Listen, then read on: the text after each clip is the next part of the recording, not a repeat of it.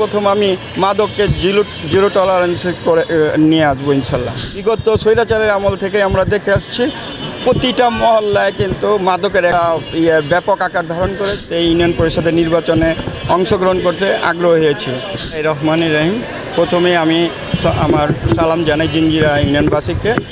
আমি প্রতি বছরই পবিত্র ঈদুল ফিতর উপলক্ষে ঈদ খাদ্য সামগ্রী আমার এলাকার বাসীর মাঝে বিতরণ করে থাকি। আমি প্রতি বছর যেমন এটাতে আছে একটি মুরগি, চিনি, চাউল, পেঁয়াজ, আলু, দুধ, সেমাই এবং একটি করে মুরগি প্রতির জন্য এখানে বরাদ্দ করা হয়। আমি এবার প্রায় 450 জনের জন্য এই আয়োজন করেছি। এলাকাবাসীর প্রতি আমার আবেদন থাকবে, এই আনন্দ ঈদুল ফিতরের যে আনন্দটা আছে আমরা সবাই একত্রিত হয়ে আমাদের সবার মাঝে ভাগাভাগি করে নেব, আনন্দটা উপভোগ করব সবাই মিলে। ব্যাপারটা আমি খুবই আনন্দিত এবং আমি চলাফেরা করি যেভাবে সুন্দর সবার সাথে খুব ভালোভাবে চলাফেরা করি, সবাই এর জন্য আমাকে খুবই পছন্দ করতেছে। আমি যেখানেই যাচ্ছি সেখানেই যেটা বললেন আপনি, যে সবাই আমাকে বুকে জড়িয়ে দিচ্ছে, আলিঙ্গন করছে, আমাকে ভালো ভালো পরামর্শ দিচ্ছে কিভাবে আমি এগোতে পারি। এই এলাকার মানুষ আমাকে খুব আনন্দ সহকারে আমাকে গ্রহণ করছে।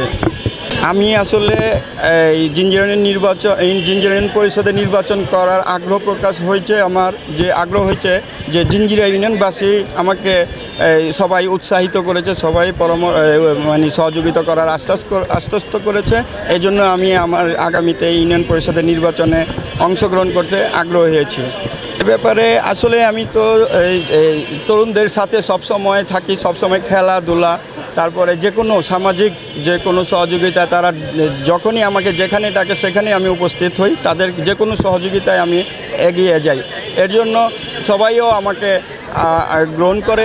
এর জন্য আগামীতেও আমি তরুণদের প্রতি একটি বার্তা দিব যে তোমরা ভালো ভালো কাজে নিয়োজিত থাকো, খেলাধুলায় নিয়োজিত থাকো, তোমরা ভালো কাজে, সামাজিক ভালো কাজে নিয়োজিত থাকো। কেউ যাতে আমাদের এই জিঞ্জিরাটা এখন কিন্তু মাদকে এখন না, এটা বিগত স্বৈরাচারের আমল থেকে আমরা দেখে আসছি প্রতিটা মহল্লায় কিন্তু মাদকের একটা খুবই একটা ব্যাপক আকার ধারণ করেছে। এটা আমি যদি ইনশাল্লাহ যদি আগামীতে চেয়ারম্যান নির্বাচিত হতে পারি, সর্বপ্রথম আমার এই পদক্ষেপ থাকবে কিভাবে যে এই মাদক নির্মূল করা যায়। আমি সর্বপ্রথম মাদককে জিরো টলারেন্স করে নিয়ে আসবো ইনশাল্লাহ।